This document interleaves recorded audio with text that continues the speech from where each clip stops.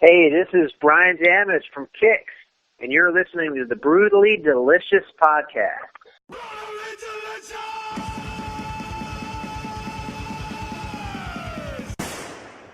Hey, you're listening to the Brutally Delicious Podcast. I am Bruce. And I'm Chris.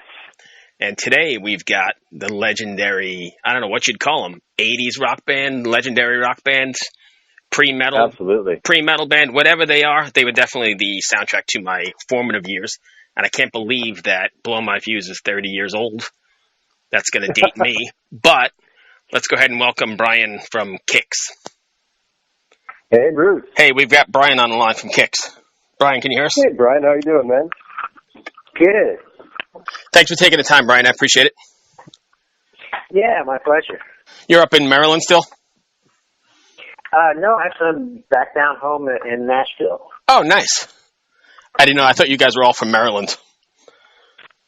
Well, originally, yeah. Gotcha. But I'm like the lone wolf. I sort of move around. I was out in California for like 26 years. Oh, wow. Cool. Well, if you don't mind, we'll just go ahead and jump in and see where we end up. Chris, you want to take the lead? Sure. I just listened to the remixes on the new album. And I can't believe how good they sound. How was it going back into those tracks and remixing them and hearing them again almost for the first time again? Well, the thing is, Mark Schenker sort of handled all that, and once they got a hold of the masters, they just sent them directly to Bo Hill. So I actually never heard it until he remixed it. Oh. And the way that he did it, though, was kind of interesting. He didn't, Bo didn't listen to the original record. He just took the raw, the 24 track tapes or whatever they were, the masters, and he just remixed it without listening to the original. So it's his own take on the whole thing. Oh, wow. What a cool idea. Yeah, how was it listening to those songs then when they came back from mix and they were mixed, not out of context is maybe the wrong word, but they were out of context with the original? Did it change your opinion on some songs or? No, but it was interesting because that record, if you go back and listen to it, it really had that 80s sound. It had a lot of like effects, and it was kind of jumbly sounding in some parts, like the echo and all that junk. And he kind of cleaned all that stuff up, so it kind of gave it a little bit more clarity. And the other thing that he did that was really interesting was, like a lot of times when we're recording in the studio, and we get the main track done, and I go back to do solos and stuff. Sometimes I'll just let the track run, and I'll just play guitar fills here and there, and they a lot of times they'll just pick and choose certain ones and stick them in certain spots. So there's other fills that are buried, that were pulled down in the mix that never got on the record, and Bo found some of those and stuck them back in, and it was cool. Yeah, it was kind of cool because I completely forgot that I even played in certain spots, and all of a sudden I'll hear a guitar lick jump out, and I'll go, "Oh, I forgot I did that." Where did that come from? Yeah, so that was pretty cool to hear that, Bruce? So, I know Blow My Fuse, it's 30 years, but you guys have been around longer than that. You ever imagine you'd still be doing it this far in advance, or that Kicks would still be relevant and people would still be looking to buy records? No, I had no idea this was going to happen. In fact, I mean, that's kind of how I am. I don't look that far ahead. Like when we first got together, I know, and this was back, it was just Ronnie, me, and Donnie Purnell to begin with, and we had a different drummer. Donnie was like, "Oh yeah, we're gonna write original songs and get a record deal." And like I never thought about it like that. I was just, I just wanted to be in a band and play guitar. Right. So I didn't even think, I never looked that far ahead. So I it's a blessing that we were able to still do it, this long after. Right. You know? And I imagine, like, if you go to a Kick show nowadays, it's going to be people like myself bringing their kids to see it, right? So you've got multiple generations at the shows? Yeah, exactly. Yeah, it's really cool. That's pretty neat. Especially the all ages shows, and when you see the parents and then the kids, and it's crazy. Yeah, it makes you feel like you did something right? I mean, you guys are holding your own that many years later. Yeah, and the really cool part is, some of these younger kids, just like when I was coming up, I would go back and listen to Chuck Berry. That's where I learned how to play guitar. So I was listening to like 50s music, and now these young kids are listening to 80s music, and to them, that's their 50s music. Yeah, you're right. That's awesome. Now, I see on the record too, or on the release here, that you guys also are including 10 never before released demos of all 10 tracks. Right. So yeah, that was really interesting too. that must have been a trip, because were those demos done by you guys? Were they done by the label? Like, how did you find the demos, first of all? And second of all, when you heard them, were you like, oh wow, we were like really prepared for this? Well, yeah, we did all our own demos. We had like a rehearsal studio with a basic recording setup in there, so we could work on new music, and then we'd make these demos. And I actually had the whole collection of everything we've ever done, like every version of every song, stuff stored away somewhere. But I rarely get that stuff out and listen to it. So, well, the thing was, Mark, our bass player, happened to have the demos for that record, and those were kind of like the final demos, because there's other versions of, say, like Blow My Fuse. There's a version somewhere where there's a completely different chorus. Oh, really? But yeah, I wish I could find it. But Mark, I guess he was friends with Ronnie way back in the day, and Ronnie had given him the final demos of that record right before we went to do the record.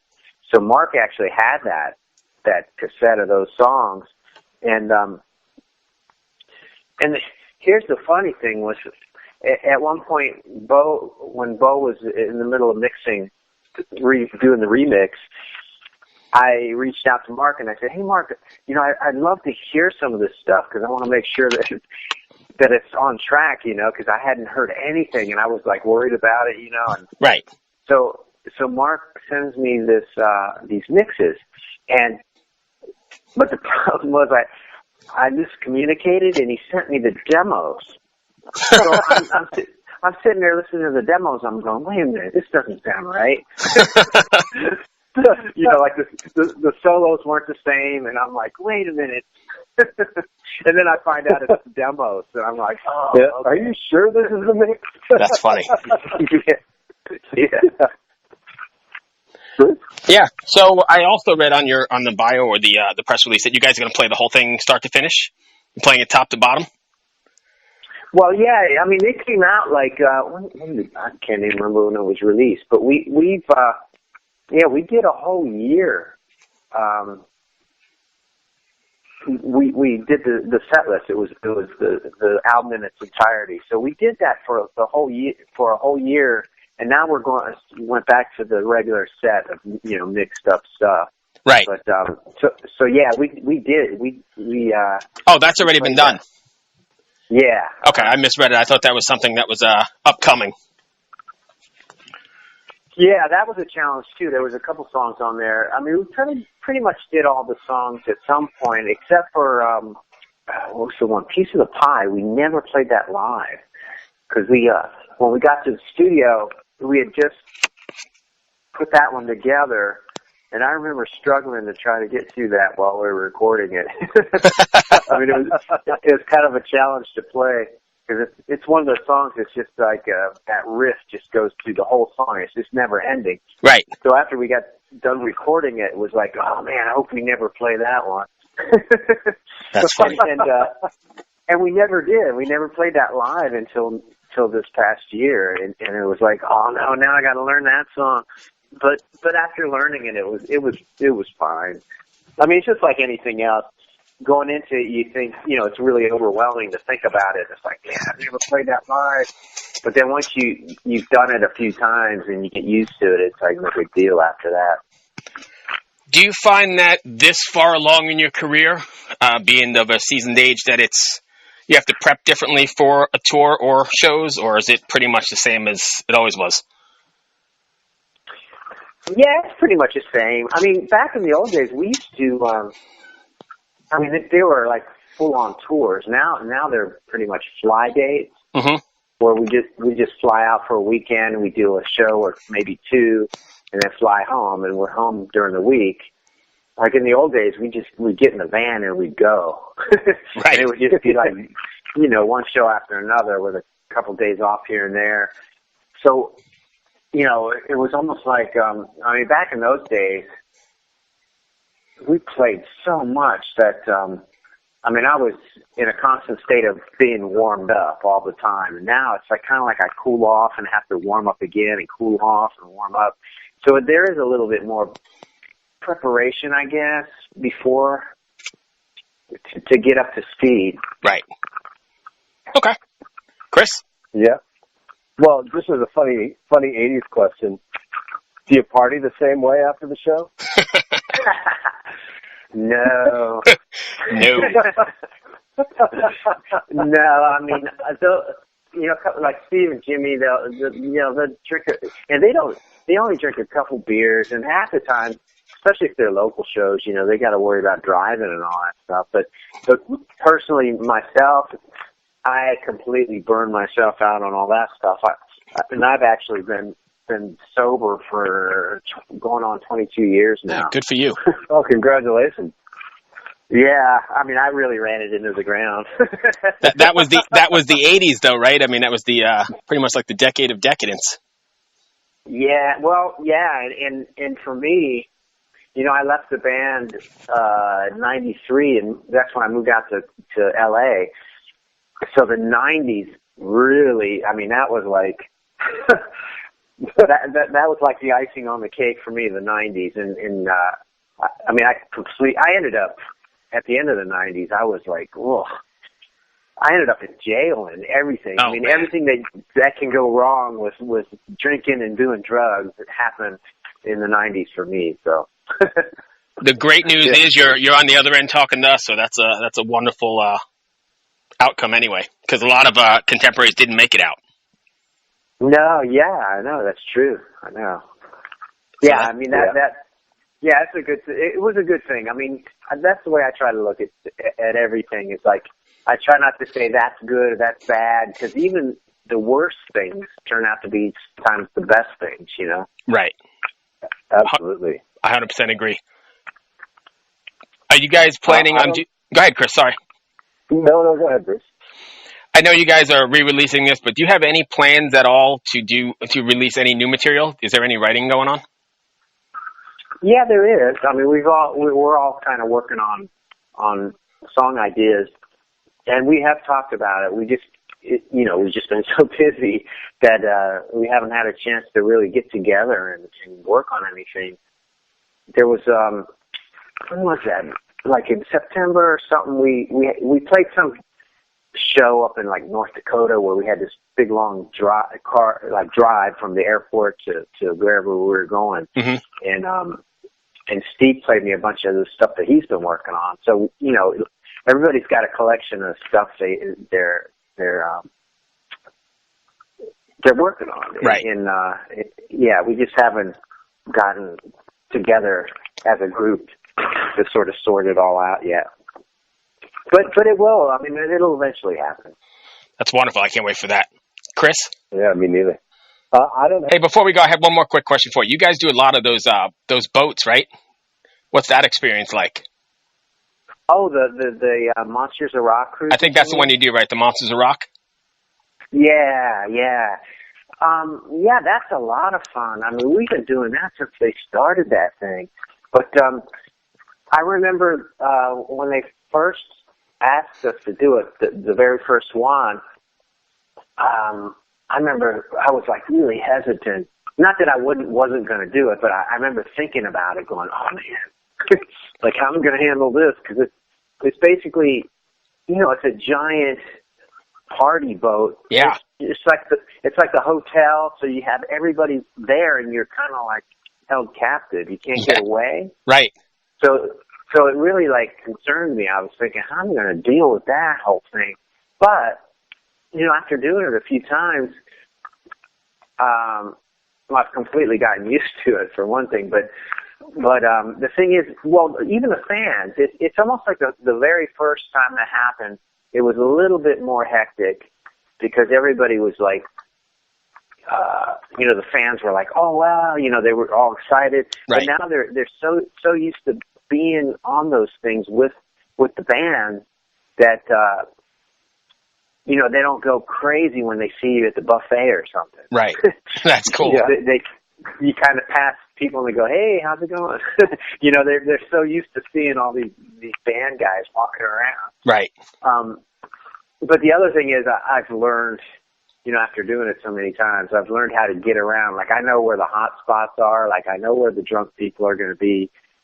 Right. And so I just I avoid places like I don't walk through like where the pool deck. That's where everybody hangs out, where all the bars, the open bars are. So usually, if I want to get from one end of the ship to the other, I'll go down underneath where the cabins are, and go through that way, and then I'll go up a stairway somewhere. And I don't take elevators because you get trapped there too. So I always take the stairs, and I always like sneak through the cabin hallways to get from one end of the ship to the other. Nice. And that's the way I get around. Nice. Well, that's all I've got. Chris, you good? I'm good. Yeah. Did I cut you off, Brian? Oh no, I was just gonna say, but other than that, it's a lot of fun. Nice. Yeah, that's one cruise I always want to go on. Well, the other thing is too. Not only is it's fun to play and meet the fans and talk to people. The other thing is there's so many other bands playing that we get to go see the other bands when we're not playing. So that's another bonus, Yeah, and I imagine some of those are friends of yours too, right? From 30 years ago. Yeah, like Tesla, those guys. Yeah. And they're always at our show, and we go see their show. But there's other bands that there's bands that have been on that cruise that I've heard, but I've never seen. Like, for instance, that band DAD. Yeah. Oh yeah. Man, I'd seen a few of their videos here and there, and I liked what I heard, but I didn't even own any of their records, and I wasn't really that familiar with them. But I went to see them on the ship, and I was like blown away. They were so good. That's great. And this last cruise, they had Rose Tattoo on there. Oh, that must have been great. Yeah, and I'm a big fan of Rose Tattoo, and I actually saw them back in the early '80s at one point, but I hadn't seen them since then, and I had no idea how they were going to be now because a couple of the guys, I guess, have died, and they had to replace them. But man, they were the highlight of that last cruise that we were on. I went to see them, and I was just going to check them out, and I could not leave. They were so good. I was like, That's great. Yeah. Well, cool, man. That is all I've got. Yeah, me too. I really appreciate your time again. Thanks so much. Yeah, anytime. Thanks, Brian. Be well, and happy Thanksgiving, man. Yeah, you too. All right, we'll talk to you soon. All right. Bye. Cheers. Wow, another good one, huh? Yeah, that was a great one. What a nice guy. Yeah, we've not come across pretty much anybody who's been everyone we've talked to has been just so cool. Yeah. I mean, It's really amazing. I was thinking about, you were talking about the remasters, and let's listen to them, and that was like the soundtrack to my formative years, that record. Oh, yeah. This record came out in '88, and I remember when it came out. In Canada, it wasn't a big thing, But I remember it coming out because I don't know if it was released in Canada at the time, but we would get like some MTV stuff out of the U.S. Sure. But yeah, it's really cool. You know, I became more familiar with them later on. Yeah, I mean, when it was a choice of going to the diner to get poutine or go get the new Kicks record, you chose the poutine, right? Dude, I was so poor I couldn't afford poutine or records. No, I'm just kidding. Poutine wasn't a big thing in the West. It's an Eastern thing. An Eastern Canadian thing? Yeah. Oh. Yeah, it's still wrong. Its way over to the West. It's moved its way over to the West now, but back then, growing up in oil country in Alberta, we were just a bunch of rednecks. That's nice. it. But you heard the Frenchman Greg Cheschain. He's the one who said it's all wrong, and I got somebody to back me up, so we're good. Ah, fuck. Next time we get a Canadian on, you know what I'm doing.